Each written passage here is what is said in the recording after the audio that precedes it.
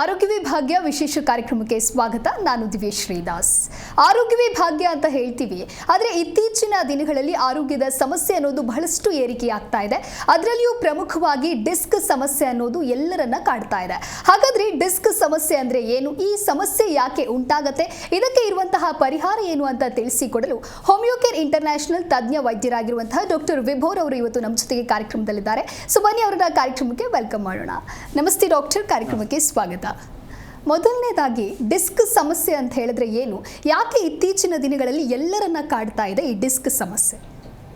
Disc ಸಮಸ್ಯೆ ಅಂದರೆ first of all disc ಅಂದರೆ ಏನಿರುತ್ತೆ, ಅಲ್ಲೇ ಇರೋದು ನರ್ವ್ಗಳ. ಇವಾಗ ಡಿಸ್ಕ್ ಅಂದರೆ ಏನಾಗ್ತಿದೆ, ನಾರ್ಮಲ್ ಆಗಿ ಈ ಥರ ಡಿಸ್ಕ್ ಪ್ರಾಬ್ಲಮ್ ಸ್ಟಾರ್ಟ್ ಆದರೆ ಅದಕ್ಕೆ ನಾವು ಲೈಫ್ ಸ್ಟೈಲ್ ಡಿಸೀಸ್ ಹೇಳೋದು.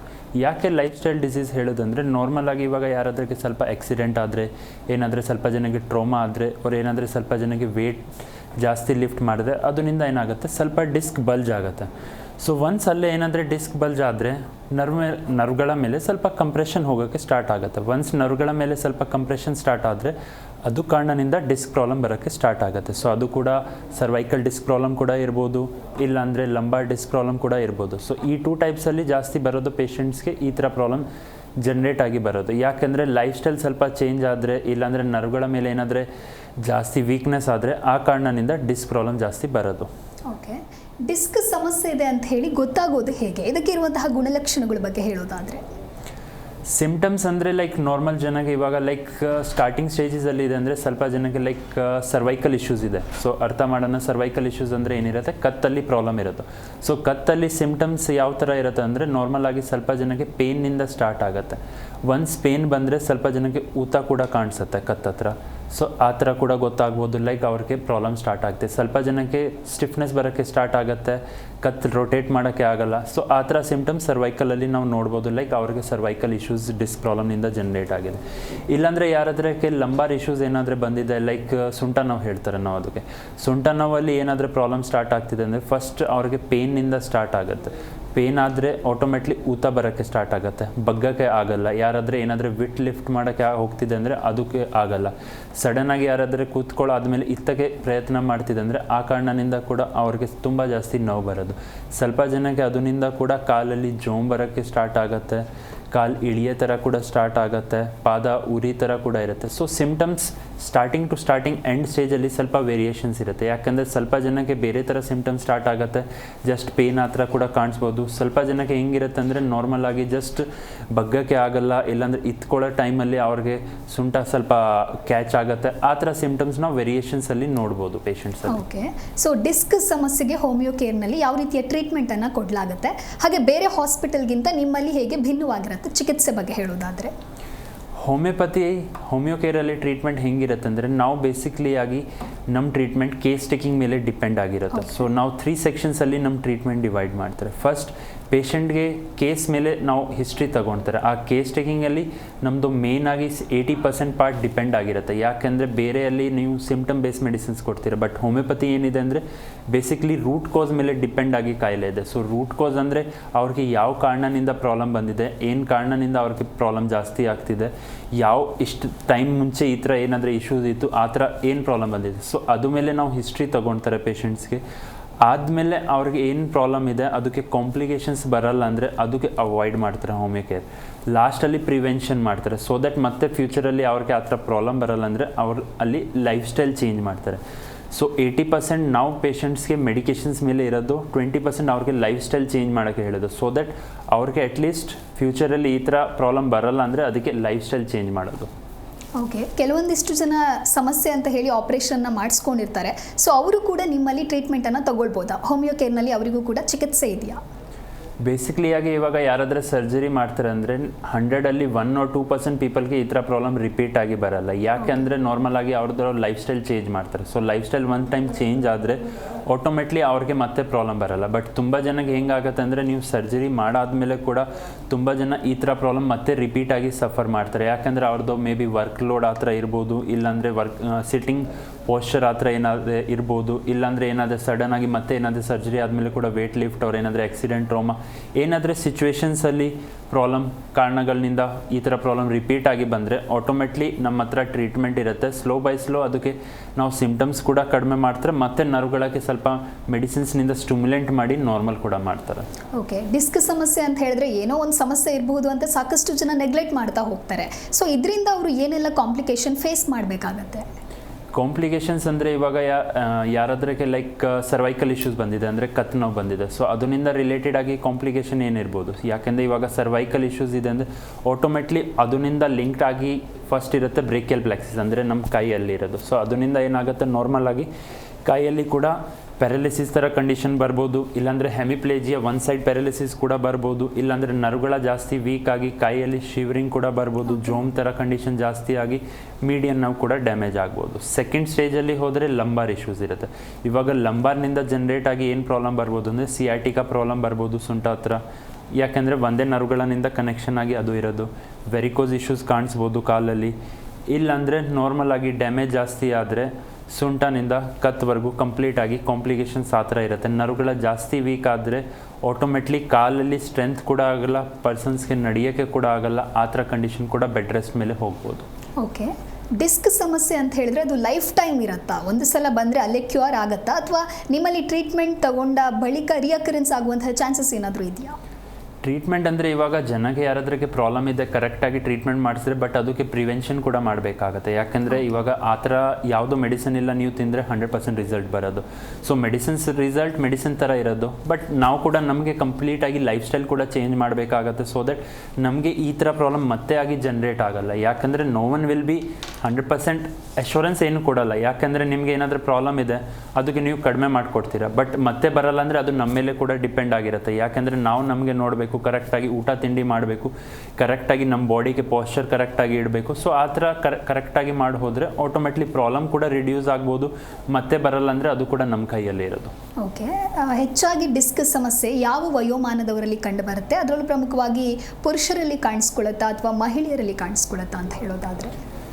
ಮುಂಚೆ WHO ಪ್ರಕಾರ ಈ ಥರ ಪ್ರಾಬ್ಲಮ್ ಜಾಸ್ತಿ ಮೇಲಲ್ಲಿ ನಾವು ಕಾಣಿಸ್ತಿತ್ತು, ಬಟ್ ಇವಾಗ ಹೆಂಗಿದೆ ಅಂದರೆ ಸಿಮಿಲಾರಿಟಿ ಹತ್ರ ಇರುತ್ತೆ. ಯಾಕೆಂದರೆ ಇವಾಗ ವೇಟ್ ಫ್ಯಾಕ್ಟರ್ 1 ಆಫ್ ದಿ ನಾವು ಕೌಂಟ್ ಮಾಡಿದ್ರೆ ಸ್ವಲ್ಪ ಜನಕ್ಕೆ ಥೈರಾಯ್ಡ್ ಆ ಥರ ಇಶ್ಯೂಸ್ ಇದೆ ಅಂದರೆ ಸ್ವಲ್ಪ ಲೇಡೀಸಲ್ಲಿ ಕೂಡ ವೇಟ್ ಸಡನ್ ಆಗಿ ಜಾಸ್ತಿ ಆಗುತ್ತೆ, ಮೇಲ್ ಪರ್ಸನ್ಸಲ್ಲಿ ಕೂಡ ಜಾಸ್ತಿ ಆಗುತ್ತೆ. ಏಜ್ ಫ್ಯಾಕ್ಟರ್ ಅಂದರೆ ಮುಂಚೆ ಈ ಥರ ಪ್ರಾಬ್ಲಮ್ 50-55 ಏಜಲ್ಲಿ ಬರ್ತಿತ್ತು, ಬಟ್ ಇವಾಗ ಹೆಂಗಿದೆ ಅಂದರೆ ನಮ್ಮದು ಕೋವಿಡ್ ಆದಮೇಲೆ ಸ್ವಲ್ಪ life structure or body posture ಆ ಥರ ಆರ್ ವರ್ಕ್ ಸ್ಟೈಲ್ ತುಂಬ ಚೇಂಜ್ ಆಗಿದೆ. ಸೊ ಅದು ಕಾರಣದಿಂದ ಏನಾಗ್ತಿದೆ, ವರ್ಕ್ ಫ್ರಮ್ ಹೋಮ್ನಿಂದ ಜಾಸ್ತಿ ಟೈಮ್ ನಾವು ಬೆಡ್ ಮೇಲೆ ಕೂತ್ಕೊಳ್ರೆ ವರ್ಕ್ ಮಾಡಿದ್ರೆ ಬ್ಯಾಕಲ್ಲಿ ತುಂಬ ಜಾಸ್ತಿ ಪ್ರೆಷರ್ ಬರೋದು, ವಾಕಿಂಗ್ ಎಕ್ಸಸೈಸ್ ಇಲ್ಲಾಂದರೆ ಏನಾಗುತ್ತೆ ಅದರಿಂದ ಕೂಡ ಬಾಡಿ ಮೇಲೆ ತುಂಬ ಜಾಸ್ತಿ ಪ್ರೆಷರ್ ಬರೋದು. ಆ ಕಾರಣದಿಂದ ಕೂಡ ಏಜ್ ಫ್ಯಾಕ್ಟರ್ ಮೇಲೆ 25 to 30 ಏಜಲ್ಲಿ ಈ ಥರ ಪ್ರಾಬ್ಲಮ್ ಬರ್ತಿದೆ. ಸ್ವಲ್ಪ ಜನಕ್ಕೆ ಏನಾದರೂ ಸಡನ್ ಆಗಿ ಜಿಮ್ಮಲ್ಲಿ ಕೂಡ ವೇಟ್ ಲಿಫ್ಟ್ ಮಾಡಿದ್ರೆ 18 to 20 ಇಯರ್ಸಲ್ಲಿ ಕೂಡ ಈ ಥರ ಪ್ರಾಬ್ಲಮ್ ನೀವು ನೋಟಿಸ್ ಮಾಡ್ಬೋದು.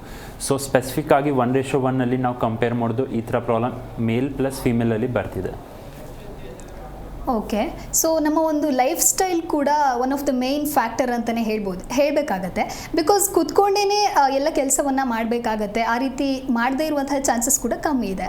ಸೊ ಅಂಥವರಿಗೆ ಏನು ಹೇಳೋಕ್ಕಾಗತ್ತೆ ಡಿಸ್ಕ್ ಸಮಸ್ಯೆ ಉಂಟಾಯಿತು ಅಂತ ಹೇಳಿದ್ರೆ? ಇವಾಗ ನಾರ್ಮಲ್ ಆಗಿ ನಮ್ಮದು ಜಾಸ್ತಿ work place like may be example ಆಗಿ ವರ್ಕ್ ಫ್ರಮ್ ಹೋಮ್ ಇರಲಿ ಅವ್ರ ಮನೆಯಲ್ಲಿ ಕೂತ್ಕೊಳ್ಳೋ ಟೈಮಲ್ಲಿ ಚೇರ್ ಪೋಸ್ಚರ್ ಇರಲಿ. ಸೊ ಕರೆಕ್ಟಾಗಿ ಫಸ್ಟ್ ಆಫ್ ಆಲ್ ನಮ್ಮ ಪೋಸ್ಚರ್ ಕರೆಕ್ಟಾಗಿ ಇರಬೇಕು. ಯಾಕಂದರೆ ತುಂಬ ಜನ ಹಿಂಗೆ ಬೆಂಡ್ ಆಗುತ್ತೆ, ಕರೆಕ್ಟಾಗಿ ಇಡಲ್ಲ ಅಂದರೆ. ಸೊ ಆ ಟೈಮ್ ಏನಾಗುತ್ತೆ, ಇಲ್ಲಿನಿಂದ ಏನು ಪ್ರಾಬ್ಲಮ್ ಬರ್ತಿದೆ ಕರೆಕ್ಟಾಗಿ ನಮ್ಮ ನರ್ವ್ ಮೇಲೆ ಕಂಪ್ರೆಷನ್ ಕೊಡ್ತಾರೆ. ಸೊ ಆ ಟೈಮ್ಗೆ ನಾವು ಏನು ಮಾಡಬೇಕು ಅಂದರೆ ನಮ್ಮ ಪೋಸ್ಚರ್ ಕರೆಕ್ಟಾಗಿ ಇಡಬೇಕು. ನಡೆಯೋ ಟೈಮಲ್ಲಿ ಪೋಸ್ಚರ್ ಕರೆಕ್ಟಾಗಿ ಇರಬೇಕು. ಕಾರ್ ಡ್ರೈವಿಂಗ್ ಮಾಡೋ ಟೈಮಲ್ಲಿ ಕರೆಕ್ಟಾಗಿ ಪೋಸ್ಚರ್ ಇರಬೇಕು. ಏನಾದರೂ ನಾವು ಸಡನ್ನಾಗಿ ವೇಟ್ ಲಿಫ್ಟ್ ಮಾಡ್ತಿದ್ದೆ ಜಾಗ್ರತಾಗಿ ಒನ್ ಟೈಮಲ್ಲಿ ಸ್ಲೋ ಆಗಿ ಲಿಫ್ಟ್ ಮಾಡಿ ಹೋದರೆ ಬ್ಯಾಕ್ ಪೋಸ್ಚರ್ ಕರೆಕ್ಟಾಗಿರೋದು. ಇಲ್ಲಾಂದರೆ ಏನಾಗುತ್ತೆ, ಸಡನ್ನಾಗಿ ಡಿಸ್ಕ್ ಕೊಲ್ಯಾಪ್ಸ್ ಆದರೆ ಅವ್ರ ಪ್ರೊಲ್ಯಾಪ್ಸ್ ಆದರೆ ಏನಾಗುತ್ತೆ, ಸಡನ್ನಾಗಿ ನರ್ವ್ಗಳ ಮೇಲೆ ಕಂಪ್ರೆಷನ್ ಆಗುತ್ತೆ. ಸೊ ಆ ಕ್ರ್ಯಾಂಪಿಂಗ್ನಿಂದ ಮತ್ತೆ ಫ್ಯೂಚರ್ಗೆ ಪ್ರಾಬ್ಲಮ್ ಬರುತ್ತೆ. ಸೊ ಅದಕ್ಕೆ ನಾವು ಅವಾಯ್ಡ್ ಮಾಡ್ಬೋದು ಒಂದು ಟೈಪ್ ಆಫ್ ಲೈಫ್ ಸ್ಟೈಲ್ ಕರೆಕ್ಟಾಗಿ ಇಟ್ಟರೆ. ಫುಡ್ ಲೈಫ್ ಸ್ಟೈಲ್ ಕೂಡ ಮುಖ್ಯ ಆಗಿರುತ್ತೆ. ಯಾಕೆಂದರೆ ತುಂಬ ಜನ ಏನು ಮಾಡ್ತಾರೆ, ಫುಡ್ ಸಪ್ಲಿಮೆಂಟ್ ಕರೆಕ್ಟಾಗಿ ತಿನ್ನಲ್ಲ, ಔಟ್ಸೈಡ್ ಫುಡ್ ಜಂಕ್ಸ್ ಫುಡ್ ಮೇಲೆ ಜಾಸ್ತಿ ಇರೋದು. ಸೊ ಆ ಥರ ಕೂಡ ನಾವು ಫಸ್ಟ್ ನಮ್ಮದು ಲೈಫ್ ಸ್ಟೈಲಲ್ಲಿ ಸಪ್ಲಿಮೆಂಟ್ ಏನೇನು ಬೇಕಾಗುತ್ತೆ, like in the form of iron content ಇರಲಿ ಅವ್ರು ಏನಾದರೂ ಫ್ರೂಟ್ಸ್ ಕಂಪ್ಲೆಂಟ್ ಇರಲಿ, ಆ ಥರ ನಾವು ಕರೆಕ್ಟಾಗಿ ಡೇ ಟು ಡೇ ಲೈಫಲ್ಲಿ ಸ್ವಲ್ಪ ಇಡಬೇಕಾಗತ್ತೆ. ಸೊ ದಟ್ ನಮಗೆ ಫ್ಯೂಚರಲ್ಲಿ ಏನಾದರೂ ನಮ್ಮ ಬೋನ್ಸ್ ವೀಕ್ ಆದರೆ ಪ್ರೊಲ್ಯಾಪ್ಸ್ ಆಗೋಕ್ಕೆ ಮುಂಚೆ ಅವ್ರು ಏನಾದರೂ ನರ್ವ್ಸ್ ವೀಕ್ ಆದರೆ, ಸೊ ಅದಕ್ಕೆ ನಾವು ಫಸ್ಟ್ ಸಪ್ಲಿಮೆಂಟ್ನಿಂದ ಅದಕ್ಕೆ ಕರೆಕ್ಟಾಗಿ ಲೈಫ್ ಸ್ಟೈಲಲ್ಲಿ ಇಡಬೇಕು. ಸೊ ದಟ್ ಸಪ್ಲಿಮೆಂಟ್ನಿಂದ ಅಟ್ಲೀಸ್ಟ್ ಅರ್ಧ ಪ್ರಾಬ್ಲಮ್ ನಾವು ಕಡಿಮೆ ಮಾಡ್ತಾರೆ, ರೆಸ್ಟ್ ಮೆಡಿಕೇಶನ್ಸ್ ಕೂಡ ಹೆಲ್ಪ್ ಮಾಡ್ತಾರೆ ನಮಗೆ ಈ ಥರ ಪ್ರಾಬ್ಲಮ್ ರಿಡ್ಯೂಸ್ ಮಾಡೋಕ್ಕೆ. ಓಕೆ, ಡಿಸ್ಕ್ ಸಮಸ್ಯೆ ಉಂಟಾಗಿ ಹೆಚ್ಚಾಗಿ ಅದು ನೆಕ್ ರೀಜನ್ಗೆ ಏನಾದರೂ ಡ್ಯಾಮೇಜ್ ಆಗುವಂತಹ ಚಾನ್ಸಸ್ ಏನಾದರೂ ಇದೆಯಾ ಅಂತ? ನಾರ್ಮಲ್ ಆಗಿ ಇವಾಗ ಯಾರಾದ್ರಕ್ಕೆ ಸೊಂಟಲ್ಲಿ ಪ್ರಾಬ್ಲಮ್ ಇದೆ ಅಂದರೆ ಅವ್ರಿಗೆ ರಿಲೇಟೆಡ್ ಆಗಿ ಕತ್ತತ್ರ ಕೂಡ ಹೋಗುತ್ತೆ. ಯಾರಾದ್ರಕ್ಕೆ ಕತ್ತಲ್ಲಿ ಪ್ರಾಬ್ಲಮ್ ಇದೆ ಅಂದರೆ ಕರೆಕ್ಟಾಗಿ ನೋಡಿಲ್ಲ ಅಂದರೆ ಸೊಂಟಲ್ಲಿ ಕೂಡ ಇಫೆಕ್ಟ್ ಆಗುತ್ತೆ. ಅದರಿಂದ ಡೆಫಿನೆಟ್ಲಿ ಸಿಯಾಟಿಕಾ ಪ್ರಾಬ್ಲಮ್ ಕೂಡ ಕೊಡ್ತಾರೆ. So all are related as A complication each ಅದಕ್ಕೆ ನಾವು ಹೇಳ್ಬೋದು. ಓಕೆ, ಊಟ ತಿಂಡಿ ಮಾಡಿದ ತಕ್ಷಣ ಕೆಲವರು ಮಲ್ಕೊಂಡ್ಬಿಡ್ತಾರೆ. ಸೊ ಅದು ಕೂಡ one of the main factor, ಅದರಿಂದ ಡಿಸ್ಕ್ ಸಮಸ್ಯೆ ಉಂಟಾಗುತ್ತೆ ಅಂತ ಹೇಳ್ತಾರೆ. ಸೊ ಈ ಕುರಿತು ಹೇಳೋದಾದರೆ ಊಟ ತಿಂದಾದ್ಮೇಲೆ ಡಿಸ್ಕ್ ಪ್ರಾಬ್ಲಮ್ದು ಆ ಥರ ಏನೂ ಇರಲ್ಲ. ಯಾಕೆಂದರೆ ನಾರ್ಮಲ್ ಆಗಿ ಇವಾಗ ಯಾರಾದರೂ ಊಟ ತಿಂಡಿ ಆದಮೇಲೆ ಆಗುತ್ತೆ ಅಂದರೆ ಫ್ಯಾಟ್ ಅಕ್ಯುಮುಲೇಷನ್ ಹೇಳ್ಬೋದು, ಇಲ್ಲಾಂದರೆ ದಪ್ಪಾಗಿ ಜಾಸ್ತಿ ಆಗ್ತಿದೆ ಆ ಥರ ಹೇಳ್ಬೋದು. ಯಾಕೆಂದರೆ ಡೈಜೆಷನ್ ಕರೆಕ್ಟಾಗಿ ಆಗಲ್ಲ.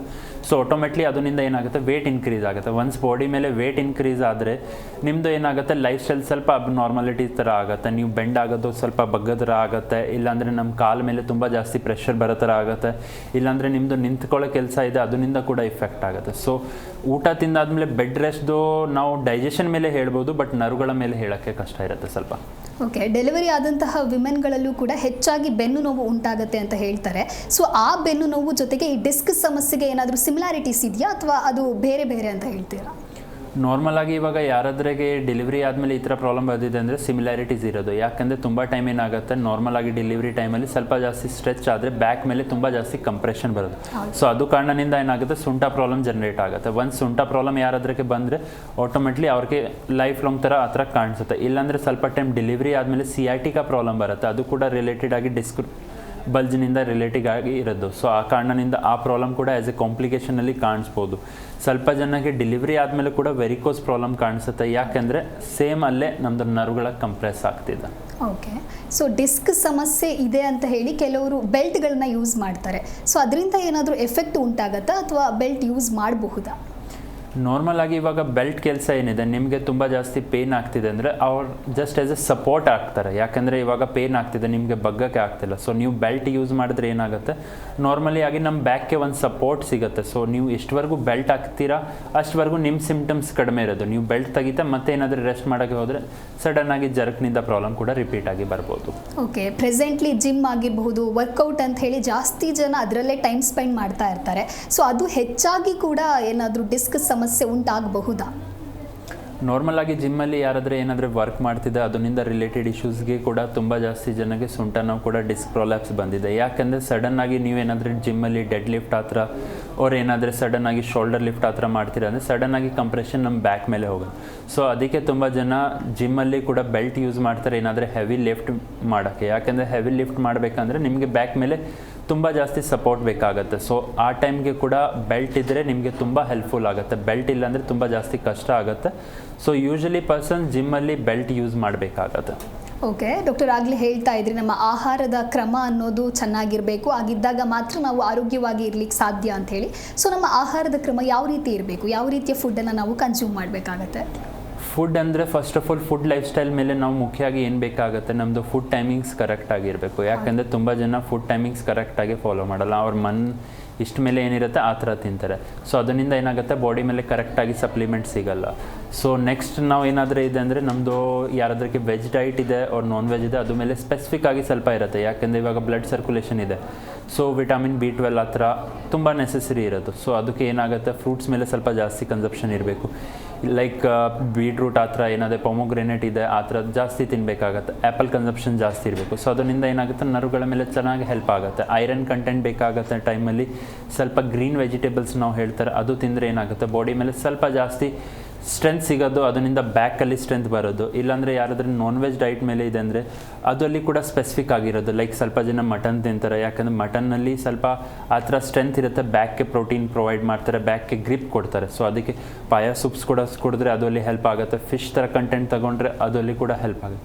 ಸೊ ಸ್ಪೆಸಿಫಿಕ್ ಆಗಿ person to person lifestyle ಮೇಲೆ ಡಿಪೆಂಡ್ ಇರೋದು. ಯಾಕೆಂದರೆ ಇವಾಗ ಸ್ವಲ್ಪ ಜನಕ್ಕೆ ಇಷ್ಟು ತಿಂದಾದ್ಮೇಲೆ ಕೂಡ ನಾರ್ಮಲ್ ಆಗಿ ಅನಿಸುತ್ತೆ, ಸ್ವಲ್ಪ ಜನಕ್ಕೆ ಇಷ್ಟು ತಿಂದಾದ್ಮೇಲೆ ಜಾಸ್ತಿ ಅನಿಸುತ್ತೆ. ಯಾಕೆಂದರೆ ಅವ್ರ ಬಾಡಿ ಮೇಲೆ ಸ್ವಲ್ಪ ಫುಡ್ ಇರುತ್ತೆ, ಸೆಟ್ ಆದರೆ ಹೆಲ್ಪ್ಫುಲ್ ಆಗುತ್ತೆ. ಸ್ವಲ್ಪ ಜನಕ್ಕೆ ಸೆಟ್ ಆಗಿಲ್ಲ ಅಂದರೆ ಏನಾಗುತ್ತೆ, ಪ್ರಾಬ್ಲಮ್ ಆಟೋಮೆಟ್ಲಿ ಜಾಸ್ತಿ ಆಗ್ಬೋದು. ಓಕೆ, ಡಿಸ್ಕ್ ಸಮಸ್ಯೆ ಅಂತ ಹೇಳಿದ್ರೇ ಮೇಯ್ನ್ ಆಗಿ ಪೇಯ್ನಿಂದ ಗೊತ್ತಾಗುತ್ತೆ. ಸೊ ಆ ರೀತಿ ಪೇಯ್ನ್ ಇಲ್ಲದೇನು ವಿತೌಟ್ ಎನಿ ಸಿಂಪ್ಟಮ್ಸ್ ಡಿಸ್ಕ್ ಸಮಸ್ಯೆ ಬರುವಂತಹ ಚಾನ್ಸಸ್ ಏನಾದರೂ ಇದೆಯಾ? ಎಸ್, ಯಾಕೆಂದರೆ ಇವಾಗ ಪೇಯ್ನ್ ನೀವು ಸ್ಪೆಸಿಫಿಕ್ ಆಗಿ ಹೇಳ್ತಿದೆ ಅಂದರೆ ಇವಾಗ ತುಂಬ ಜನಕ್ಕೆ ಪೇಯ್ನ್ ಬರುತ್ತೆ. ಬಟ್ ಅದು ಸ್ವಲ್ಪ ಟೈಮ್ ಕಿಡ್ನಿ ಸ್ಟೋನ್ನಿಂದ ಕೂಡ ಇರ್ಬೋದು, ಇಲ್ಲಾಂದರೆ ಮಸಲ್ ಕ್ಯಾಚ್ ಆಗಿದ್ದ ಆ ಕಾರಣದಿಂದ ಕೂಡ ಇರ್ಬೋದು. ಸೊ ಎವ್ರಿ ಟೈಮ್ ಆ ಪೇಯ್ನಿಂದ ನಾವು ಡಿಸ್ಕ್ಗೆ ರಿಲೇಟ್ ಮಾಡೋಕ್ಕೆ ಆಗಲ್ಲ. ಸ್ವಲ್ಪ ಟೈಮ್ ಏನಾಗುತ್ತೆ ಅಂದರೆ ನಾವು ಕೂತ್ಕೊಳ್ಳೋ ಟೈಮಲ್ಲಿ ಕೂಡ ಮಸಲ್ ಸ್ಕ್ಯಾಚ್ ಆದಮೇಲೆ ಕೂಡ ಈ ಸೇಮ್ ಪೇನ್ ಆ್ಯಸ್ ನಮಗೆ ಡಿಸ್ಕ್ ಪ್ರೊಲ್ಯಾಪ್ಸು ಇರುತ್ತೆ. ಆ ಟೈಮ್ಗೆ ಏನಾಗುತ್ತೆ ಅಲ್ಲೇ ನಾವು ಕಂಪ್ಲೀಟಾಗಿ ಚೆಕ್ ಮಾಡಬೇಕಂದ್ರೆ ಸ್ಟ್ರೇಟ್ ಲೆಗ್ ಟೆಸ್ಟ್ ಇರುತ್ತೆ. ಅದರಿಂದ ಏನಾಗುತ್ತೆ ಜಾಸ್ತಿ ನಾವು ಲೆಗ್ ರೇಸ್ ಮಾಡೋ ಟೈಮಲ್ಲಿ ಮಲ್ಕೋ ಟೈಮಲ್ಲಿ ಆಟೋಮೆಟ್ಲಿ ಬ್ಯಾಕಲ್ಲಿ ಏನಾದರೂ ಕ್ಯಾಚ್ ಇದೆ ಅಂದರೆ ಜಾಸ್ತಿ ಕಾಲು ಇತ್ತಕ್ಕೆ ಆಗಲ್ಲ. ಸೊ ಆ ಟೈಮ್ಗೆ ನಮಗೆ ಗೊತ್ತಾಗುತ್ತೆ ಬ್ಯಾಕಲ್ಲಿ ಏನಾದರೂ ಇಶ್ಯೂಸ್ ಬಂದಿದೆ. ಸೊ ಕರೆಕ್ಟಾಗಿ ಪೋಸ್ಚರ್ ಅವ್ರು ಕರೆಕ್ಟಾಗಿ ಟ್ರೀಟ್ಮೆಂಟ್ ಮಾಡಿದ್ರೆ ಆಟೋಮೆಟ್ಲಿ ಆ ಟೈಮ್ ಪ್ರಾಬ್ಲಮ್ ಕ್ಲಿಯರ್ ಮಾಡ್ಬೋದು. ಓಕೆ, ಪ್ರೆಸೆಂಟ್ಲಿ ಆಗ್ತಾ ಇರೋದು ಜಿಮ್ ವರ್ಕೌಟ್ ಎಕ್ಸ್ಟ್ರಾ ಜಾಸ್ತಿ ಆಗಿಬಿಟ್ಟು ಈ ಸಮಸ್ಯೆ ಕಾಣಿಸ್ತಾ ಇದೆ ಅಂತ ಹೇಳಿ. ಇನ್ನು ಕೆಲವ್ರು ಹೇಳ್ತಾ ಇರ್ತಾರೆ ವಾಕ್ ಮಾಡಬೇಕು, ಲೈಟಾಗಾದರೂ ಎಕ್ಸಸೈಸ್ ಮಾಡಬೇಕು ಅಂತ ಹೇಳಿ. ಬಟ್ ಲೈಕ್ ಏಜ್ ಆಗಿರ್ತಾರಲ್ವ, ಅವರೆಲ್ಲ ಏನು ಮಾಡೋಕ್ಕೆ ಸಾಧ್ಯ? ವಾಕ್ ಮಾಡೋದಕ್ಕೆ ಆಗೋದಿಲ್ಲ, ಅವರಿಗೆ ಬೇರೆ ಏನಾದರೂ ದಾರಿ ಇದೆಯಾ? ಇವಾಗ ಕರೆಕ್ಟಾಗಿ ಇದೆ, ಲೈಕ್ ತುಂಬ ಜನಕ್ಕೆ ಏಜ್ ಫ್ಯಾಕ್ಟರ್ನಿಂದ ವಾಕ್ ಮಾಡೋಕ್ಕೆ ಆಗ್ತಿಲ್ಲ. ಸೊ ಆ ಟೈಮ್ ಏನು ಮಾಡಬೇಕಂದ್ರೆ ಮನೆಯಲ್ಲಿ ಅಟ್ಲೀಸ್ಟ್ ಸ್ವಲ್ಪ ಏನಾದರೆ 15-20 ಮಿನಿಟ್ಸ್ ನಾರ್ಮಲ್ ಎಕ್ಸಸೈಸ್ ಕೂಡ ಮಾಡ್ಬೋದು. ಸೊ ದಟ್ ಬಾಡಿಗೆ ಸ್ವಲ್ಪ ಸ್ಟ್ರೆಂತ್ ಸಿಗುತ್ತೆ. ಯಾಕಂದರೆ ಬಾಡಿ ಕಂಪ್ಲೀಟಾಗಿ ನಿಲ್ಲಿದ್ರೆ ಏನು ವರ್ಕೌಟ್ ಇಲ್ಲ, ಏನು ಎಕ್ಸಸೈಸ್ ಇಲ್ಲ, ಏನು ಲೈಫ್ ಸ್ಟೈಲ್ ಅಂದರೆ ಆಟೋಮೆಟ್ಲಿ ಬಾಡಿ ವೀಕ್ ಆಗುತ್ತೆ. ನೀವು ಎಷ್ಟು ಪ್ರೆಷರ್ ಕೊಟ್ಟರೆ ಆಟೋಮೆಟ್ಲಿ ಬೋನ್ಸ್ ವೀಕ್ ಇರುತ್ತೆ, ನರ್ವ್ಗಳ ವೀಕ್ ಇರುತ್ತೆ. ಸೊ ಸಡನ್ನಾಗಿ ನೀವು ಏನಾದರೂ ಜರ್ಕ್ ಕೂಡ ಆದರೆ ಬಾಡಿ ಮೇಲೆ ಆಟೋಮೆಟ್ಲಿ ಅದು ನಿಮಗೆ ಪೇನ್ ಕೂಡ ಕೊಡ್ಬೋದು, ಇಲ್ಲಾಂದರೆ ಸಡನ್ನಾಗಿ ಸ್ಟಿಫ್ ಕೂಡ ಆಗ್ಬೋದು ಬ್ಯಾಕ್. ಸೊ ಅದಕ್ಕೆ ಏನು ಮಾಡಬೇಕಂದ್ರೆ ನಾರ್ಮಲಾಗಿ ಮನೆಯಲ್ಲಿ ನಮಗೆ ಟೈಮ್ ಎಲ್ಲಿ ಸಿಗುತ್ತೆ ಅಂದರೆ ಸ್ವಲ್ಪ ಏನಾದರೂ ನಾರ್ಮಲಾಗಿ ಫಿಸಿಕಲ್ ಆ್ಯಕ್ಟಿವಿಟೀಸ್ ಅವ್ರ ವರ್ಕೌಟ್ ಥರ ನಾವು ನಾರ್ಮಲಾಗಿ ಮಾಡಿ ಹೋದರೆ ಆಟೋಮೆಟ್ಲಿ ಪೇನ್ ಕಡಿಮೆ ಇರುತ್ತೆ, ಆ ಥರ ಪ್ರಾಬ್ಲಮ್ ಕೂಡ ಬರಲ್ಲ. ಓಕೆ, ಡಿಸ್ಕ್ ಸಮಸ್ಯೆ ಅಥವಾ ಬೇರೆ ಯಾವುದೇ ರೀತಿಯ ಪೇಯ್ನ್ ಅಂತ ಹೇಳಿದಾಗ ಸಾಕಷ್ಟು ಜನ ಟ್ಯಾಬ್ಲೆಟ್ಸ್ಗೆ ಅವರು ಮಾರು ಹೋಗ್ತಾರೆ, ಟ್ಯಾಬ್ಲೆಟ್ಸ್ಗಳನ್ನು ಸೇವನೆ ಮಾಡೋದಕ್ಕೆ ಶುರು ಮಾಡ್ತಾರೆ. ಬಟ್ ಡಾಕ್ಟರ್ನ ಕನ್ಸಲ್ಟ್ ಮಾಡದೆ ಆ ರೀತಿ ಟ್ಯಾಬ್ಲೆಟ್ಸ್ಗಳನ್ನು ಸೇವನೆ ಮಾಡೋದ್ರಿಂದ ಏನು ಎಫೆಕ್ಟ್ ಉಂಟಾಗುತ್ತೆ, ಈ ಬಗ್ಗೆ ಮಾತನಾಡೋಣ ಸರ್. ಕಾಲರ್ ರೆಡಿ ಇದ್ದಾರೆ. ಮುರಳೀಧರ್ ಕೋಲಾರದಿಂದ ಕಾಲ್ ಮಾಡ್ತಾ ಇದ್ದಾರೆ. ಹೇಳಿ ಸರ್, ನಮಸ್ತೆ. ಧ್ವನಿ ಕೇಳಿಸ್ತಾ ಇದೆಯಾ? ಹಲೋ, ನಮಸ್ತೆ, ಡಾಕ್ಟರ್ ಇದ್ದಾರೆ, ಮಾತನಾಡಿ. ಹಲೋ, ನಮಸ್ಕಾರ ಸರ್. ನಮಸ್ಕಾರ ಸರ್, ಹೇಳಿ ಸರ್. ಸರ್, ನಾನು ಮುರಳೀಧರ್ ಅಂತ ಕೋಲ್ಕತ್ತಿಂದ. ಸರ್, ನಮಗೆ ಒಂದು 2 ವರ್ಷದಿಂದ ಕಾಲು ನೋವಿತ್ತು. ಬಟ್ ಅದು ಗೊತ್ತಾಗಲಿಲ್ಲ. ಮತ್ತೆ ಲಾಸ್ಟಲ್ಲಿ ಒಂದು MRI ಸ್ಕ್ಯಾನ್ ಮಾಡಿಸಿದ್ವಿ, ಬ್ಯಾಕ್ ಪೇನ್ ಅಂತ ಮಾಡಿಸಿದಾಗ ಅವಾಗ ಗೊತ್ತಾಗಿದೆ ಡಿಸ್ಕ್ ಬಲ್ಜ್ ಆಗಿದೆ ಅಂತ ಹೇಳ್ಬಿಟ್ಟು. ಈ ಕಾಲು ನೋವು ಜಾಸ್ತಿ ಇದೆ ಸರ್, 2 ಕಾಲು ನೋವಿದೆ, ಪಾದದಲ್ಲಿ ಉರಿನೂ ಜಾಸ್ತಿ ಬರುತ್ತೆ. ಸರ್, ಅದಕ್ಕೇನು ಆಪರೇಷನ್ ಬೇಕಾಗುತ್ತೆ, ಹಾಗೆ ಏನಾದ್ರು ಟ್ರೀಟ್ಮೆಂಟ್ ಕೊಡ್ತೀರಾ ಸರ್ ನಿಮ್ಮಲ್ಲಿ?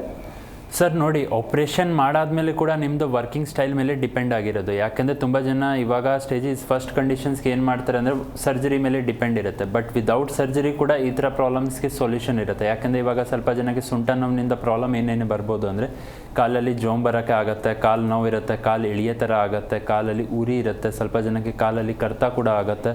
ಸೊ ಅದು ಒಂದು ಟೈಪ್ ಆಫ್ ಸಿಮ್ಟಮ್ಸ್ ಇರುತ್ತೆ ರಿಲೇಟೆಡ್ ಆಗಿ ಪ್ರಾಬ್ಲಮ್ಗೆ. ಸೊ ನಾವೇನು ಮಾಡ್ತಾರೆ, ಪೇಷಂಟ್ಸ್ಗೆ ಫಸ್ಟ್ ನರ್ವ್ ಸ್ಟ್ರೆಂಥನಿಂಗ್ ಮೆಡಿಸಿನ್ಸ್ ಕೊಡ್ತಾರೆ. ಆದಮೇಲೆ ಆಟೋಮೆಟ್ಲಿ ಅವ್ರಿಗೆ ನರ್ವ್ ಸ್ವಲ್ಪ ನಾರ್ಮಲ್ ಆದಮೇಲೆ ವರ್ಕೌಟ್ ಎಕ್ಸಸೈಸ್ನಿಂದ ಆ ಬಲ್ಜ್ಗೆ ಸ್ವಲ್ಪ ಹೆಲ್ಪ್ ಮಾಡ್ತಾರೆ ನಾರ್ಮಲ್ ಆಗೋಕ್ಕೆ. ಸೊ ದಟ್ ಆ ನರ್ವ್ಗಳಲ್ಲೇ ಏನು ಬಲ್ಜ್ ಮಧ್ಯದಲ್ಲಿ ಏನು ಕಂಪ್ರೆಸ್ ಆಗುತ್ತೆ, ಒನ್ಸ್ ಅದಕ್ಕೆ ಸ್ಟ್ರೆಂತ್ ಸಿಕ್ಕರೆ ಆಟೋಮೆಟ್ಲಿ ನಿಮ್ಮ ಸಿಮ್ಟಮ್ಸ್ ಕೂಡ ಕಡಿಮೆ ಆಗುತ್ತೆ, ಮತ್ತೆ ಜಾಸ್ತಿ ಆಗಲ್ಲ. ಅದಕ್ಕೆ ನಿಮಗೆ ಫಿಸಿಕಲ್ ಆ್ಯಕ್ಟಿವಿಟೀಸ್ ಲೈಫ್ ಲಾಂಗ್ ಥರ ಕೊಡ್ತಾರೆ. So that at least day by day ನೀವು ಮಾಡಿ ಹೋದರೆ ಆಟೋಮೆಟ್ಲಿ ನಿಮಗೆ ಗ್ರಿಪ್ ಕೂಡ ಸಿಗುತ್ತೆ, ರಿಟರ್ನ್ ಆಗಿ ಪ್ರಾಬ್ಲಮ್ ಕೂಡ ಬರಲ್ಲ sir. Okay, thank you sir ಕರೆ ಮಾಡಿದ್ದಕ್ಕಾಗಿ. ಎಸ್ ಡಾಕ್ಟರ್, ಹೇಳ್ತಾ ಇದ್ರಿ ಈ ರೀತಿ ಟ್ಯಾಬ್ಲೆಟ್ಸ್ಗಳಿಗೆ ಮಾರು ಹೋದಾಗ ಯಾವ ಸಮಸ್ಯೆ ಉಂಟಾಗುತ್ತೆ ಅನ್ನುವಂತಹ ಪ್ರಶ್ನೆಗೆ ಈ ಕುರಿತು ಹೇಳೋದಾದರೆ, ನಾರ್ಮಲ್ ಆಗಿ ಇವಾಗ ತುಂಬ ಜನ ಏನು ಮಾಡ್ತಾರೆ ಅಂದರೆ ಲೈಕ್ ಪೇನ್ ಬಂದರೆ ಸಡನ್ ಆಗಿ ಪೇನ್ ಕಿಲ್ಲರ್ ಮೇಲೆ ಹೋಗ್ತಾರೆ. ಬಟ್ ಜಾಸ್ತಿ ಕೂಡ ನಾವು ಪೇನ್ ಕಿಲ್ಲರ್ ತಗೊಂಡ್ರೆ ನಮ್ಮ ಕಿಡ್ನಿ ಮೇಲೆ ಕೂಡ ಇಂಪ್ಯಾಕ್ಟ್ ಇರುತ್ತೆ ಆ್ಯಸ್ ಎ ಕಾಂಪ್ಲಿಕೇಶನ್ ಆಗಿ ನಾವು ಹೇಳಿದ್ರೆ. ಲೈಕ್ ಯಾಕೆಂದರೆ ಪೇನ್ ಕಿಲ್ಲರಲ್ಲಿ ಆ ಥರ ಸಬ್ಸ್ಟೆನ್ಸ್ ಇರುತ್ತೆ, ಅದು ಡೈರೆಕ್ಟಾಗಿ ಕಿಡ್ನಿ ಮೇಲೆ ಇಫೆಕ್ಟ್ ಆಗುತ್ತೆ. ಸೊ ಬೆಟರ್ ಏನಿದೆ ಅಂದರೆ ಪ್ರಾಬ್ಲಮ್ ಸ್ಟಾರ್ಟ್ ಆಗ್ತಿದೆ ಸ್ಟಾರ್ಟಿಂಗ್ ಸ್ಟೇಜಲ್ಲಿ ನಾವು ಅದಕ್ಕೆ ಡಾಕ್ಟರ್ಸ್ ಹತ್ರ ಕನ್ಫರ್ಮ್ ಮಾಡಿದ್ರೆ ಅವ್ರ ಡಾಕ್ಟರ್ ಹತ್ರ ಡೈರೆಕ್ಟಾಗಿ ಹೋಗಿ ಕೇಳಿದ್ರೆ ಪ್ರಾಬ್ಲಮ್ ಏನಿದೆ ಅದಕ್ಕೆ ಟ್ರೀಟ್ಮೆಂಟ್ ಏನು ಮಾಡ್ಬೋದು ಅಂದರೆ ಆಟೋಮೆಟ್ಲಿ ಆ ಪ್ರಾಬ್ಲಮ್ ನಾವು ಸ್ಟಾರ್ಟಿಂಗ್ ಸ್ಟೇಜಲ್ಲಿ ಕಡಿಮೆ ಮಾಡ್ಬೋದು. ಬಟ್ ತುಂಬ ಜನ ಏನು ಮಾಡ್ತಾರೆ, ಅದಕ್ಕೆ ನೆಗ್ಲಿಜೆನ್ಸಿ ಮಾಡಿ ಅವಾಯ್ಡ್ ಮಾಡ್ತಾರೆ, ಬೇಕಾ ಇಲ್ಲ ಆದಮೇಲೆ ನೋಡೋಣ, ಇಲ್ಲಾಂದರೆ ಪೇನ್ ಕಿಲ್ಲರ್ ಮೆಡಿಸಿನ್ ತಿಂದು ಕಡಿಮೆ ಮಾಡ್ತಾರೆ. ಬಟ್ ಆ ಥರ ಪ್ರಾಬ್ಲಮ್ಸ್ ನೀವು ಎಷ್ಟು ಪೇನ್ ಕಿಲ್ಲರ್ ತಿಂದರೆ ಸ್ವಲ್ಪ ಟೈಮ್ಗೋಸ್ಕರ ನಿಮ್ಮ ಪ್ರಾಬ್ಲಮ್ ಕಡಿಮೆ ಆಗ್ಬೋದು. ಬಟ್ ನೀವು ಹೆಂಗೆ ಪೇನ್ ಕಿಲ್ಲರ್ ಬಿಡ್ತೀರಾ ಆಟೋಮೆಟ್ಲಿ ಪ್ರಾಬ್ಲಮ್ ಕೂಡ ಜಾಸ್ತಿ ಆಗುತ್ತೆ. So every time pain killer ಅಷ್ಟು ವರ್ಕ್ ಆಗಲ್ಲ ಬಾಡಿ ಮೇಲೆ ಕೂಡ. ಓಕೆ, ಇತ್ತೀಚಿನ ದಿನಗಳಲ್ಲಿ ನೀವು ಹೇಳ್ತಾ ಇದ್ರಿ ಮಹಿಳೆಯರಲ್ಲಿ ಹೆಚ್ಚಾಗಿ ಡಿಸ್ಕ್ ಸಮಸ್ಯೆ ಉಂಟಾಗ್ತಾ ಇದೆ ಅಂತ ಹೇಳಿ, ಯಾವ ಕಾರಣಕ್ಕಾಗಿ ಸರ್? ಫಿಮೇಲ್ಸಲ್ಲಿ disc problem first of all age factor ಮೇಲೆ ನಾವು ಡಿಫೈನ್ ಆಗಿ ಮಾಡ್ಬೋದು. ಲೈಕ್ ಯಾಕೆಂದರೆ ಮುಂಚೆ ಈ ಥರ ಪ್ರಾಬ್ಲಮ್ ಫಿಮೇಲ್ಸಲ್ಲಿ ಕಡಿಮೆ ಇತ್ತು. ಬಟ್ ಇವಾಗ ಹೆಂಗಿದೆ ಅಂದರೆ 40-45 ಏಜ್ ಆದಮೇಲೆ ಈ ಥರ ಪ್ರಾಬ್ಲಮ್ ಜಾಸ್ತಿ ಕಾಣಿಸ್ತಿದೆ. ಓವರ್ ವೇಟ್ ಅಂದರೆ ತುಂಬ ಜಾಸ್ತಿ ವೇಟ್ ಆಗ್ತಿದೆ, ಆ ಕಾರಣದಿಂದ ಇರ್ಬೋದು. ಥೈರಾಯ್ಡ್ ಇಶ್ಯೂಸ್, ತುಂಬ ಜನಕ್ಕೆ ಥೈರಾಯ್ಡ್ ಇಶ್ಯೂಸ್ನಿಂದ ಓವರ್ ವೇಟ್ ಇರುತ್ತೆ, ಆ ಥರ ಇರ್ಬೋದು. ಇಲ್ಲಾಂದರೆ ಥೈರಾಯ್ಡ್ಗೆ ಕಾಂಪ್ಲಿಕೇಶನ್ ನರ್ವ್ಗಳ ಪ್ರಾಬ್ಲಮ್ ಇರುತ್ತೆ, ಆ ಕಾರಣದಿಂದ ಕೂಡ ಇರ್ಬೋದು. ಯಾರಾದ್ರಕ್ಕೆ ಡಯಾಬಿಟೀಸ್ ಇದೆ, ಆ್ಯಸ್ ಎ ಕಾಂಪ್ಲಿಕೇಶನ್ ಡಯಾಬಿಟೀಸಲ್ಲಿ ನಮಗೆ ನರ್ವ್ ಇಶ್ಯೂಸ್ ಬರುತ್ತೆ. ಸೊ ಒನ್ ಆಫ್ ದಿ ಫ್ಯಾಕ್ಟರ್ಸಲ್ಲಿ ಅದು ಕೂಡ ಹೇಳ್ಬೋದು. ಪ್ರೆಗ್ನೆನ್ಸಿ ಆದಮೇಲೆ ತುಂಬ ಲೇಡೀಸ್ಗೆ ಈ ಥರ ಪ್ರಾಬ್ಲಮ್ ಜನ್ರೇಟ್ ಆಗುತ್ತೆ, ಆ ಕಾರಣದಿಂದ ಕೂಡ ಇರ್ಬೋದು. ಯಾರಾದರೆ ಏನಾದರೆ ಸ್ಲಿಪ್ ಆದರೆ, ಆಕ್ಸಿಡೆಂಟ್ ಟ್ರೋಮಾ ಆದರೆ, ಸಡನ್ನಾಗಿ ಅವ್ರಿಗೆ ಬ್ಯಾಕ್ ಮೇಲೆ ಜರ್ಕ್ ಆದರೆ, ಅದು ಕಾರಣದಿಂದ ಕೂಡ ಈ ಥರ ಪ್ರಾಬ್ಲಮ್ ಫೀಮೇಲ್ಸಲ್ಲಿ ಬರ್ಬೋದು. ಇಲ್ಲಾಂದರೆ ಡೈಟ್ ಸಪ್ಲಿಮೆಂಟಲ್ಲಿ ಏನಾದರೆ ಕಡಿಮೆ ಆದರೆ ಅದು ಕಾರಣದಿಂದ ಕೂಡ ಈ ಥರ ಪ್ರಾಬ್ಲಮ್ಸ್ ಬರ್ಬೋದು ಫಿಮೇಲ್ಸಲ್ಲಿ. ಓಕೆ, ಕೆಲವರಿಗೆ ಒಬೇಸ್ ಇರುತ್ತೆ, ಅದರಿಂದ ಕೂಡ ಡಿಸ್ಕ್ ಸಮಸ್ಯೆ ಉಂಟಾಗತ್ತೆ ಅಂತ ಹೇಳ್ತಾರೆ, ಹೌದಾ? ಈ ಕುರಿತು ಹೇಳೋದಾದರೆ ಯಾರಾದ್ರಕ್ಕೆ ಒಬೇಸ್ ಇದೆ, ತುಂಬ ಜಾಸ್ತಿ ವೇಟ್ ಇದೆ, ಅವ್ರಿಗೆ 100% ಡಿಸ್ಕ್ ಪ್ರಾಬ್ಲಮ್ ಬರೋದು. ಯಾಕಂದರೆ ಸಡನ್ನಾಗಿ ನಾವೇನಾದರೆ ಬಗ್ಗಿದ್ರೆ, ಅವ್ರೇನಾದರೂ ವೇಟ್ ಲಿಫ್ಟ್ ಮಾಡೋಕ್ಕೆ ಹೋದರೆ ಆಟೋಮೆಟ್ಲಿ ಬ್ಯಾಕ್ ಮೇಲೆ ಪ್ರೆಷರ್ ಇರೋದು. ಯಾಕೆಂದರೆ ಆಟೋಮೆಟ್ಲಿ ಬಾಡಿ ವೇಟ್ ಜಾಸ್ತಿ ಇರೋದು, ಸೊ ಕಾಲ್ದು ಅಷ್ಟು ಸ್ಟ್ರೆಂತ್ ಇರಲ್ಲ. ಸೊ ಸಡನ್ನಾಗಿ ಏನಾದರೂ ಜರ್ಕ್ ಬಂದರೆ ಆಟೋಮೆಟ್ಲಿ ವೇಟ್ ಕಾರಣದಿಂದ ನರ್ವ್ಗಳ ಅಲ್ಲೇ ಡ್ಯಾಮೇಜ್ ಆಗುತ್ತೆ. ಓಕೆ, ನಮ್ಮ ಸಿಟ್ಟಿಂಗ್ ಪೋಸ್ಚರ್ ಯಾವ ರೀತಿ ಇರಬೇಕು ಅಂತ ಹೇಳೋದಾದರೆ? ಇವಾಗ ನಾರ್ಮಲ್ ಆಗಿ ಯಾರಾದರೆ ಚೇರ್ ಮೇಲೆ ಕೂತ್ಕೊಳ್ತಿದ್ದೆ ಅಂದರೆ ನಮ್ಮದು ಶೋಲ್ಡರ್ ಏನಿದೆ ಬ್ಯಾಕ್ ಸೈಡ್ ಹೋಗಬೇಕು ಸ್ವಲ್ಪ. ಹಿಂಗೆ ಮಾಡಿದ್ರೆ ಆಟೋಮೆಟ್ಲಿ ಪೋಸ್ಚರ್ ಕರೆಕ್ಟ್ ಆಗುತ್ತೆ. ಸೊ ಅದರಿಂದ ಏನಾಗುತ್ತೆ, ಕಂಪ್ಲೀಟ್ ಸ್ಟ್ರೇಟ್ ಇರೋದು. ಬಟ್ ವರ್ಕ್ ಮಾಡೋ ಟೈಮಲ್ಲಿ ಏನಾಗುತ್ತೆ, ತುಂಬ ಟೈಮ್ ಚೇರ್ ಕರೆಕ್ಟ್ ಆಗಿಲ್ಲ ಅಂದರೆ ಕೂಡ ಅದರಿಂದ ನಮ್ಮ ಶೋಲ್ಡರ್ ಬೆಂಡ್ ಆಗುತ್ತೆ. ನಡೆಯೋ ಟೈಮ್ ಅವ್ರು ಕಾರ್ ಡ್ರೈವಿಂಗ್ ಟೈಮ್ ಮಾಡಲ್ಲಿ ಕೂಡ ಈ ಥರ ಪ್ರಾಬ್ಲಮ್ಸ್ ಜಾಸ್ತಿ ಬರ್ಬೋದು. ಸೊ ಸಿಟ್ಟಿಂಗ್ ಪೋಸ್ಚರ್ ಸ್ಟ್ರೇಟ್ ಆಗಿದ್ರೆ ಆಟೋಮೆಟ್ಲಿ ಪ್ರಾಬ್ಲಮ್. ಓಕೆ ಸರ್, ಮಾತನಾಡೋಣ. ಒಬ್ರು ಕಾಲರ್ ರೆಡಿ ಇದ್ದಾರೆ. ನಮಸ್ತೆ ಅಣ್ಣಮ್ಮ ಅವರೇ, ಎಲ್ಲಿಂದ ಕರೆ ಮಾಡ್ತಾ ಇದ್ದೀರಾ? ದಾವಣಗೆರೆಯಿಂದ ಮಾಡ್ತಾ ಇದ್ದೀನಿ. ಓಕೆ, ಡಾಕ್ಟರ್ ಇದ್ದಾರೆ, ಮಾತನಾಡಿ. ಹಲೋ. ಹಲೋ, ನಮಸ್ತೆ ಸರ್. ನಮಸ್ಕಾರಮ್ಮ, ಹೇಳಿ ಮ್ಯಾಮ್. ಸರ್, ನನಗೆ ಇವಾಗ ಒಂದ್ 2 ವರ್ಷ ಆಯ್ತು ಸರ್. ಬೆನ್ನು ತುಂಬಾ ನೋವು ಬರ್ತಾ ಇದೆ. ಒಂದ್ 2 ಕಡೆ ಎಲ್ಲ ತೋರಿಸಿದೀನಿ. ಆ ತೋರಿಸಿದ್ರೆ ಎಲ್ಲ ಏನ್ ಹೇಳ್ತಿದಾರೆ, ಆಪರೇಷನ್ ಆಗ್ಬೇಕು ಅಂತ ಹೇಳ್ತಾ ಇದಾರೆ. ಅದಕ್ಕೆ ನಮ್ಮ ಹುಡುಗರೆಲ್ಲ ಏನ್ ಹೇಳ್ತಾರೆ, ಆಪರೇಷನ್ ಬೇಡ, ಬೇರೆ ಎಲ್ಲ ಟ್ರೀಟ್ಮೆಂಟ್ ಆಗ್ಬೇಕು, ಕಮ್ಮಿ ಆಗುತ್ತೆ ಅಂತ ಇದೇ ಪೇನ್ ಕಿಲ್ಲರ್ ಮಾತ್ರನೇ ತಗೊಂತಾ ಇದೀನಿ ಸರ್ ಇವಾಗ. ಅದು ಒಂದ್ ಕಡೆ ಸೈಡ್ ಡಿಕ್ಸ್ ಇದೆ ಅಲ್ಲ, ಡಿಕ್ಸ್ ಇಂದ ಎಡಗಡೆ ಸೈಡ್ ತುಂಬಾ ನೋವು ಬರುತ್ತೆ, ಮನ್ಗಕ್ ಆಗಲ್ಲ. ಅಲ್ಲಿಂದ ಫುಲ್ ಒಂದ್ ಕಾಲ್ ಫುಲ್ ಎಲ್ಲ ಎಳಿಯುತ್ತೆ, ಕಾಲು ಬೆಂಡ್ ಮಾಡಿ ನಡಿಯಕ್ ಬರಲ್ಲ, ಆ ತರ ಆಗಿದೆ ಸರ್. ಏನ್ ಮಾಡ್ಬೇಕು ಅಂತ ಗೊತ್ತಿಲ್ಲ. ನೋಡಿಮ್ಮ, ಎವ್ರಿ ಟೈಮ್ ನಾವು ಸರ್ಜರಿ ಮೇಲೆ ಹೋಗೋಕ್ಕೆ ಆಗಲ್ಲ, ಬೇರೆ ಕೂಡ ಟ್ರೀಟ್ಮೆಂಟ್ ಇರುತ್ತೆ. ಇವಾಗ ನೀವು ಹೋಮಿಯೋ ಕೇರ್ ಬಂದರೆ ಇದಕ್ಕೆ ಕಂಪ್ಲೀಟಾಗಿ ನಿಮಗೆ ಸೊಲ್ಯೂಷನ್ ಕೂಡ ಸಿಗುತ್ತೆ, ಪ್ಲಸ್ ಮತ್ತೆ ಪ್ರಾಬ್ಲಮ್ ಬರಲ್ಲ ಅಂದರೆ ಅದು ಕೂಡ ಇರುತ್ತೆ. ಯಾಕೆಂದರೆ ಇವಾಗ ಸ್ವಲ್ಪ ಜನಕ್ಕೆ ಪೇನ್ ಬರ್ತಿದೆ, ಊತ ಕೂಡ ಕಾಣಿಸ್ತಿದೆ, ಕಾಲಲ್ಲಿ ಜೋಮ್ ಕೂಡ ಇರುತ್ತೆ, ಕಾಲು ನೋವು ಇರುತ್ತೆ, ಕಾಲು ಎಳೆಯೋ ಥರ ಆಗುತ್ತೆ, ಆ ಥರ ತುಂಬ ಸಿಮ್ಟಮ್ಸ್ ಜನಕ್ಕೆ ಕಾಣಿಸುತ್ತೆ. ಸೊ ಅದಕ್ಕೆ ನೀವು ಡೈರೆಕ್ಟ್ ಮೆಡಿಕೇಷನ್ಸ್ನಿಂದ ಕರೆಕ್ಟಾಗಿ ರೂಟ್ ಕೋಸ್ ಮೇಲೆ ಕ್ಯೂರ್ ಮಾಡಿದ್ರೆ ನಿಮ್ಮದು ಪ್ರಾಬ್ಲಮ್ ಕೂಡ ಕಡಿಮೆ ಆಗುತ್ತೆ. ಸೊ ಎವ್ರಿ ಟೈಮ್ ಸರ್ಜರಿ ಮಾಡೋಕ್ಕೆ ಅವಶ್ಯಕತೆ ಬರಲ್ಲ ಅದಕ್ಕೋಸ್ಕರ ಮ್ಯಾಮ್. ಓಕೆ, ಥ್ಯಾಂಕ್ ಯು ಕರೆ ಮಾಡಿದ್ದಕ್ಕಾಗಿ. ಎಷ್ಟು ಡಾಕ್ಟರ್ ಹೇಳ್ತಾ ಇದ್ರಿ ಸಿಟ್ಟಿಂಗ್ ಪೋಸ್ಚರ್ ಬಗ್ಗೆ ಹೇಳೋದಾದರೆ? ಸೊ ಸಿಟ್ಟಿಂಗ್ ಪೋಸ್ಚರ್ ಕರೆಕ್ಟಾಗಿ ನಮ್ಮ ಕೂತ್ಕೊಳ್ಳೋ ಟೈಮಲ್ಲಿ ನಾವು ನೋಡಬೇಕಾಗತ್ತೆ. ಯಾಕಂದರೆ ಚೇರಲ್ಲಿ ಕೂಡ ಕರೆಕ್ಟಾಗಿ ಸಿಟ್ಟಿಂಗ್ ಪೋಸ್ಚರ್ ಕರೆಕ್ಟಾಗಿದ್ದರೆ ನಮ್ಮದು ಪ್ರಾಬ್ಲಮ್ ಏನೂ ಬರಲ್ಲ. ಬಟ್ ಕರೆಕ್ಟಾಗಿ ನಾವು ಚೇರ್ ಮೇಲೆ ಕೂತ್ಕೊಳ್ಳಿಲ್ಲ, ಬೆಡ್ ಟೈಮಲ್ಲಿ ವರ್ಕ್ ಏನಾದರೂ ಮಾಡ್ತಿದ್ದೆ, ಆ ಟೈಮ್ ಕೂಡ ಪೋಸ್ಚರ್ ಕರೆಕ್ಟ್ ಇಲ್ಲ ಅಂದರೆ ಆಟೋಮೆಟ್ಲಿ ಕತ್ ನೋವಿನಿಂದ ಫಸ್ಟ್ ಪ್ರಾಬ್ಲಮ್ ಸ್ಟಾರ್ಟ್ ಆಗುತ್ತೆ. ಯಾಕಂದರೆ ಪೋಸ್ಚರ್ ಕರೆಕ್ಟಾಗಿ ಇರಬೇಕು. ಬ್ಯಾಕಲ್ಲಿ ಕೂಡ ಈ ಥರ ಪ್ರಾಬ್ಲಮ್ ನಮ್ಮದು ಬೈಕ್ ಡ್ರೈವಿಂಗ್ ಮಾಡೋ ಟೈಮಲ್ಲಿ ಕೂಡ ಆ ಥರ ಜನ್ರೇಟ್ ಆಗುತ್ತೆ, ಇಲ್ಲಾಂದರೆ ಕಾರ್ ಡ್ರೈವಿಂಗ್ ಮಾಡೋ ಟೈಮಲ್ಲಿ ಕೂಡ ಈ ಥರ ಪ್ರಾಬ್ಲಮ್ ಜನ್ರೇಟ್. ಸೊ ಪೋಸ್ಚರ್ ಕರೆಕ್ಟಾಗಿ ಸ್ಟ್ರೇಟ್ ಇದ್ದರೆ over all body problem clear ಆಗುತ್ತೆ. ಸ್ಟ್ರೇಟ್ ಇಲ್ಲಾಂದರೆ ಆಟೋಮೆಟ್ಲಿ ಬೆಂಡ್ ಆದರೆ ಪೋಸ್ಚರ್ ಡಿಫೆಕ್ಟ್ ಆಗುತ್ತೆ. ಓಕೆ, ಅತಿ ಹೆಚ್ಚು ವೆಯ್ಟ್ ಕ್ಯಾರಿ ಮಾಡೋದ್ರಿಂದ ಏನಾದರೂ ಡಿಸ್ಕ್ ಸಮಸ್ಯೆ ಉಂಟಾಗತ್ತಾ ಅಂತಾದರೆ? ವೇಟ್ ಜಾಸ್ತಿ ಇದ್ದರೆ ಸಡನ್ನಾಗಿ ನಾವು ಬಗ್ತೀರಾ ವೇಟ್ ಲಿಫ್ಟ್ ಮಾಡೋಕ್ಕೆ. ಸೊ ಆ ಟೈಮ್ ಏನಾಗುತ್ತೆ, ಸ್ವಲ್ಪ ಟೈಮ್ ಮಸಲ್ ಕ್ಯಾಚ್ ಆಗುತ್ತೆ. ಸಡನ್ನಾಗಿ ವೇಟ್ ತುಂಬ ಜಾಸ್ತಿ ಇದೆ ಅಂದರೆ ಆಟೋಮೆಟ್ಲಿ ಡಿಸ್ಕ್ ಕೂಡ ಪ್ರೊಲ್ಯಾಪ್ಸ್ ಆಗಿ ನರ್ವ್ಗಳ ಕಾಂಪ್ರೆಷನಿಂದ ನಮಗೆ ಲಂಬಾರ್ ಸ್ಪಾಂಡಿಲೈಸಿಸ್ ಆ ಥರ ಆರ್ ಸರ್ವೈಕಲ್ ಸ್ಪಾಂಡಿಲೈಸಿಸ್ ಆ ಥರ ಪ್ರಾಬ್ಲಮ್ ಕೂಡ ಫ್ಯೂಚರಲ್ಲಿ ಕಾಣಿಸ್ಬೋದು. ಓಕೆ, ಇವಾಗಿನ ಮಕ್ಕಳಲ್ಲಿ ನಾವು ನೋಡೋದಾದರೆ ಅವರು ಕೂಡ ಸ್ಕೂಲ್ ಬುಕ್ಸ್ ಆಗಿರಬಹುದು, ಬ್ಯಾಗಲ್ಲಿ ಹೆವಿ ಕ್ಯಾರಿ ಮಾಡೋದ್ರಿಂದ ಅವರಿಗೂ ಕೂಡ ಬೆನ್ನು ನೋವಿನಂತಹ ಸಮಸ್ಯೆ ಉಂಟಾಗುತ್ತೆ. ಅದೇನಾದರೂ ನೆಕ್ಸ್ಟ್ ಸಿವಿಯರ್ ಆಗಿ ಏನಾದರೂ ಕಾಂಪ್ಲಿಕೇಶನ್ ಅವರು ಫೇಸ್ ಮಾಡಬೇಕಾಗತ್ತಾ, ಹೇಗೆ? ಇವಾಗ ಮಕ್ಕಳಲ್ಲಿ ಕೂಡ ಲೈಕ್ ಬೋನ್ ಸ್ಟ್ರೆಂಥನಿಂಗ್ ಕರೆಕ್ಟ್ ಆಗಿಲ್ಲ, ಲೈಕ್ ಕ್ಯಾಲ್ಸಿಯಂ ಮಾತ್ರ ಡೆಫಿಷಿಯನ್ಸಿ ಆಗುತ್ತೆ. ಯಾಕೆಂದರೆ ಸ್ವಲ್ಪ ಮಕ್ಕಳು ಕರೆಕ್ಟಾಗಿ ಊಟ ತಿಂಡಿ ಆಹಾರ ಪದಾರ್ಥ ಏನಿದೆ ಅದು ತಗೊಳಲ್ಲ. ಸೊ ಆ ಟೈಮ್ ಏನಾಗುತ್ತೆ, ಬೋನ್ಸ್ ವೀಕ್ ಇರುತ್ತೆ. ಸೊ ಸಡನ್ನಾಗಿ ನಾವು ಏನಾದರೂ ಜಾಸ್ತಿ ವೇಟ್ ಲಿಫ್ಟ್ ಮಾಡಿದ್ರೆ ಆ ಟೈಮ್ಗೆ ಸ್ವಲ್ಪ ಪೇನ್ ಇರ್ಬೋದು, ಬಟ್ ಫ್ಯೂಚರಲ್ಲಿ ಈ ಥರ ಪ್ರಾಬ್ಲಮ್ 100% ಜನ್ರೇಟ್ ಆಗ್ಬೋದು. ಓಕೆ, ಸೊ ನಮ್ಮ ವೀಕ್ಷಕರಿಗೆ ಕೊನೆಯದಾಗಿ ನೀವು ಡಿಸ್ಕ್ ಸಮಸ್ಯೆಯ ಕುರಿತು ಹೇಳೋದಾದರೆ ಏನು ಹೇಳ್ತೀರಾ? ನಾರ್ಮಲ್ ಆಗಿ ಇವಾಗ ಯಾರಾದ್ರಕ್ಕೆ ಈ ಥರ ಪ್ರಾಬ್ಲಮ್ ಬರ್ತಿದೆ ಅಂದರೆ ಫಸ್ಟ್ ಆಫ್ ಆಲ್ ಅದಕ್ಕೆ ಕರೆಕ್ಟಾಗಿ lab investigation like CT MRI ಮಾಡಿ ಹೋದರೆ ಪ್ರಾಬ್ಲಮ್ ಏನಿದೆ ಅದು ಗೊತ್ತಾಗಲಿ. ಯಾಕೆಂದರೆ ಪ್ರಾಬ್ಲಮ್ ಗೊತ್ತಾಗಿಲ್ಲ ಅಂದರೆ ಸುಮ್ಮನೆ ಪೇನ್ ಕಿಲ್ಲರ್ ತಿಂದರೆ ಪ್ರಾಬ್ಲಮ್ ಕಡಿಮೆ ಆಗಲ್ಲ. ಆಟೋಮೆಟ್ಲಿ ಸ್ವಲ್ಪ ಟೈಮ್ಗೆ ರಿಲೀಫ್ ಕೊಡ್ತಾರೆ, ಬಟ್ ಫ್ಯೂಚರ್ಗೆ ಜಾಸ್ತಿ ಆಗುತ್ತೆ. ಆಟೋಮೆಟ್ಲಿ ನಿಮಗೆ ಆ ಟೈಮ್ ಏನೂ ಸೊಲ್ಯೂಷನ್ ಸಿಗಲ್ಲ. ಸೊ ಸರ್ಜರಿ ಹೋಪಲ್ಲಿ ಹೋಗಬೇಕಾಗತ್ತೆ. ಸೊ ಸ್ಟಾರ್ಟಿಂಗ್ ಸ್ಟೇಜಲ್ಲಿದೆ, ನೀವು ವಿತ್ ಮೆಡಿಕೇಷನ್ ಪ್ರಿವೆನ್ಷನಿಂದ ಕ್ಲಿಯರ್ ಮಾಡಿ ಹೋದರೆ ಆಟೋಮೆಟ್ಲಿ ಪ್ರಾಬ್ಲಮ್ ಕಡಿಮೆ ಆಗುತ್ತೆ. ಪ್ಲಸ್ ನೆಕ್ಸ್ಟ್ ಏನಾದರೆ ಪೇನ್ ಬರ್ತಿದೆ, ಡೈರೆಕ್ಟಾಗಿ ಯಾವುದು ಪೇನ್ ಕಿಲ್ಲರ್ ಅವಾಯ್ಡ್ ಮಾಡಿ ಡಾಕ್ಟರ್ ಹತ್ರ ಕನ್ಸಲ್ಟ್ ಮಾಡಿ ಪ್ರಾಬ್ಲಮ್ ಏನಾಗ್ತಿದೆ, ಯಾವ ಕಾರಣದಿಂದ ಆಗ್ತಿದೆ ಅದಕ್ಕೆ ಸೊಲ್ಯೂಷನ್ ತಗೊಳ್ಳಿ. ಏನು ಆಹಾರ ಪದಾರ್ಥನಿಂದ ಕಡಿಮೆ ಆಗುತ್ತೆ ಅದು ಟ್ರೈ ಮಾಡಿ, ಆದಮೇಲೆ ಮೆಡಿಕೇಷನ್ಸ್ ಮೇಲೆ ಯೂಸ್ ಹೋಗಿ. ಕರೆಕ್ಟಾಗಿ ಲೈಫ್ ಸ್ಟೈಲ್ ಫಾಲೋ ಮಾಡಿ, ಸೊ ದಟ್ ನಿಮಗೆ ಈ ಥರ ಪ್ರಾಬ್ಲಮ್ ಮತ್ತೆ ಫ್ಯೂಚರ್ಗೆ ಬರಲ್ಲ ಅಂದರೆ ಆರಾಮಾಗಿ ಇರ್ಬೋದು. ಓಕೆ, ಸೊ ಡಿಸ್ಕ್ ಸಮಸ್ಯೆ ಅಂದರೆ ಏನು, ಇದಕ್ಕೆ ಇರುವಂತಹ ಕಾರಣದ ಜೊತೆಗೆ ಪರಿಹಾರವನ್ನು ನೀವು ನಮ್ಮ ಇವತ್ತಿನ ಕಾರ್ಯಕ್ರಮದಲ್ಲಿ ತಿಳಿಸ್ಕೊಟ್ಟಿದ್ದೀರಾ. ಸೊ ಥ್ಯಾಂಕ್ ಯು ಡಾಕ್ಟರ್, ನಮ್ಮ ಕಾರ್ಯಕ್ರಮಕ್ಕೆ ಆಗಮಿಸಿದ್ದಕ್ಕಾಗಿ. ಎಸ್, ನೋಡಿದ್ರಲ್ವಾ ವೀಕ್ಷಕರೇ, ನೀವು ಕೂಡ ಡಿಸ್ಕ್ ಸಮಸ್ಯೆಯಿಂದ ಬಳಲ್ತಾ ಇದ್ದೀರಿ ಅಂತ ಹೇಳಿದ್ರೆ ನಿಮ್ಮ ಟಿವಿ ಸ್ಕ್ರೀನ್ ಮೇಲೆ ಲಭ್ಯವಾಗ್ತಾ ಇರುವಂತಹ ಈ ನಂಬರ್ಗೆ ಕರೆ ಮಾಡಿ ಡಾಕ್ಟರ್ ಜೊತೆಗೆ ಮಾತನಾಡಿ ಭೇಟಿಯಾಗಿ ಹಾಗೂ ನಿಮ್ಮಲ್ಲಿರುವಂತಹ ಸಮಸ್ಯೆಗೆ ಉತ್ತಮ ಪರಿಹಾರವನ್ನು ಕಂಡುಕೊಳ್ಳಿ ಅಂತ ಹೇಳ್ತಾ ನೋಡ್ತಾ ಇರಿ ಜಿ ಕನ್ನಡ ನ್ಯೂಸ್, ಸತ್ಯವೇ ಸುದ್ದಿಯ ಜೀವಾಳ. ವಾಸಿಯಾಗದ ಆರೋಗ್ಯ ಸಮಸ್ಯೆ ನಿಮ್ಮನ್ನ ಕಾಡ್ತಿದೆಯಾ? ಹಾಗಿದ್ರೆ ಚಿಂತೆ ಬಿಡಿ, ನಮ್ಮ ಹೋಮಿಯೋ ಕೇರ್ಗೆ ಬನ್ನಿ. ಹೋಮಿಯೋ ಕೇರ್ ಇಂಟರ್ನ್ಯಾಷನಲ್ ಹಲವು ಆರೋಗ್ಯ ಸಮಸ್ಯೆಗಳಿಗೆ ಸಿಗಲಿದೆ ಸೂಕ್ತ ಪರಿಹಾರ. ನೇರ ಭೇಟಿಗೆ ಸಂಪರ್ಕಿಸಿ 9550001133 1800 10811212.